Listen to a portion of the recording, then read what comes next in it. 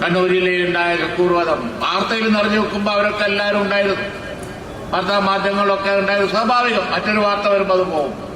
പക്ഷേ ആ കേസിൽ ന്യായം കിട്ടാൻ വേണ്ടി ഇന്ത്യൻ യൂണിയൻ മുസ്ലിം ലീഗ് അവസാനം വരെ പോരാടി. ഇപ്പോ അതിന്റെ ശരിയായ പാതയിൽ പോകുന്നുണ്ട്.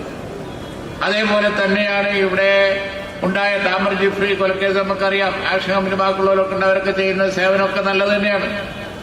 പക്ഷെ പ്രാരംഭത്തിൽ മുസ്ലിം ലീഗ് ഇന്നിപ്പോ മറ്റുള്ളവർ പറഞ്ഞുകൊണ്ടിരിക്കുന്ന, അൻവറൊക്കെ പറഞ്ഞുകൊണ്ടിരിക്കുന്ന ആ കേസ് അന്ന് അത് ഉയർത്തിപ്പിടിച്ചത് നമ്മളാണ്.